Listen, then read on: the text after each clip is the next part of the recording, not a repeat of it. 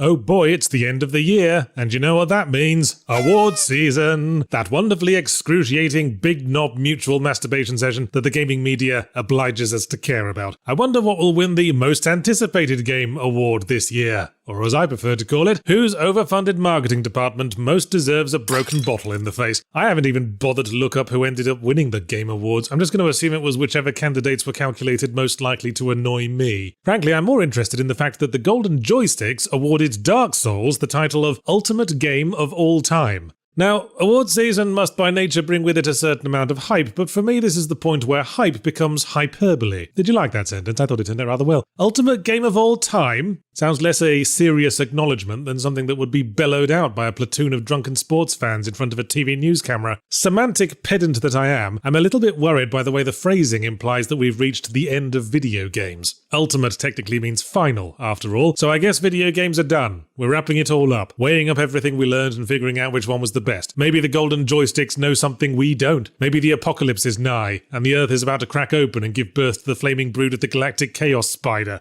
More likely, they're setting themselves up to look stupid in about 50 years when Bloodborne 9 comes out for the Sony Direct Neural Interface noggin tube, and our socks all get blown off anew. I mean, it wasn't that long ago that everyone always cited Ocarina of Time as the best game ever, and that didn't even make Golden Joystick's shortlist in today's enlightened age. Breath of the Wild did, though, because it's newer and therefore more valid, apparently. But let's be less of a semantic pedant and assume that Golden Joystick meant, in their sputtering, over-caffeinated way, that Dark Souls is the best game that's ever come out so far. Would I agree with that? Well, it's worth analysing. I mean, I like it. It's a really good game. It has that rare combination of being both expansively broad and dizzyingly deep. Deep, rich, dark, and gooey, like how I like my chocolate brownies. I've let it bugger me across the banisters so many times over the years, I probably can't be objective on this. Then again, the super mega awesomest game in the universe award is always going to be a subjective matter. I'm sure a lot of people didn't really get on with Dark Souls. It's certainly not beyond criticism. I've always thought the level design goes downhill in the second half when the bonfire warp ability removes the obligation to make the areas all intricately connected and shit. And it is kind of stupid how it's basically impossible to figure out how to craft the boss weapons without an FAQ open in the other window.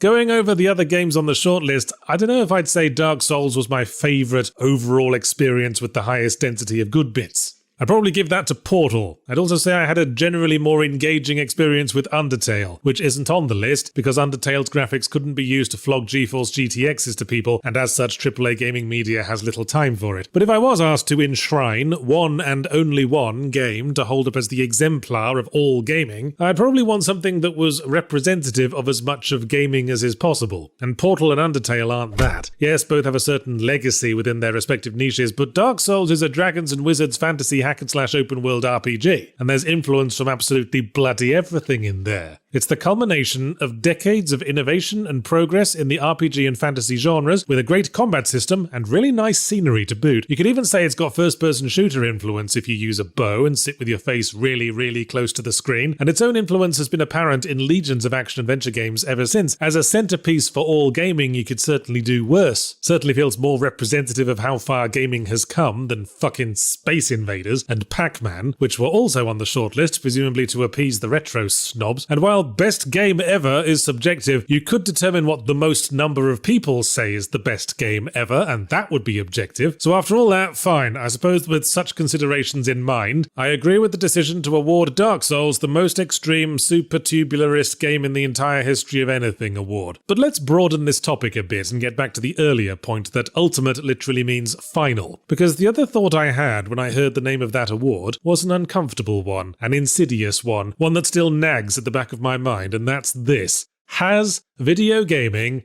peaked? Obviously, video games aren't literally finished, and the apocalypse probably isn't about to happen, or at least isn't happening quickly enough to be dramatically interesting. But I worry that we've already had the best video games that will ever exist, and it's all downhill from here. Oh sure, they probably haven't peaked technologically. There's always room for more polygons and shaders and all that sort of bollocks. But despite what hardware manufacturers would have us believe, none of that necessarily leads to better games. What I'm asking is, have video games peaked creatively? As I've said before, it feels like the age of craftsmanship and auteurism in games may very well be behind us. The whole industry has become mired in corporate committee thinking that would rather churn out identical Jiminy Cockthroats and ghost train rides if they project them earning a single sliver more cash than something innovative and risky. See, I've always felt that the best console in history was the PlayStation 2. Not for being the most powerful, but for being the last console where the tech was advanced enough to realize most artistic visions, without being so advanced as to alienate smaller developers, without so much money to throw about. So it had a very strong third-party library full of quirky, weird, and innovative stuff like Katamari Damacy and Okami. Yes, obviously there's still indie games now, and they're still full of innovation and quirk, but it can be very discouraging making them these days, knowing they'll probably be drowned out by the 100 million other indie games coming out on Steam every second of every day, where the ones getting the most attention are the ones with the biggest boobies flapping about.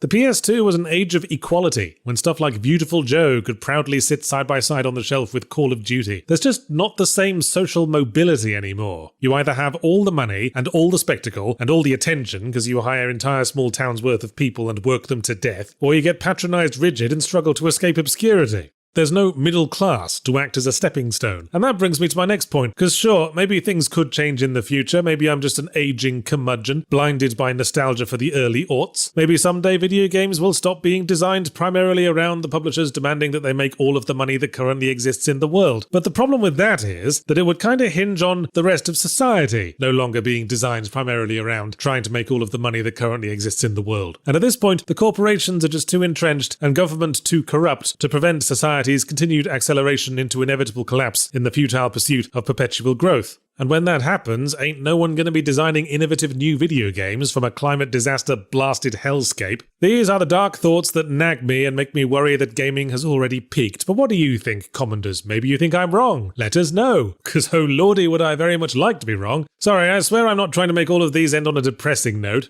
Hey, you probably can't escape the system, but you could at least find your own way to get by within it. On an unrelated note, have I mentioned I've got a new book out?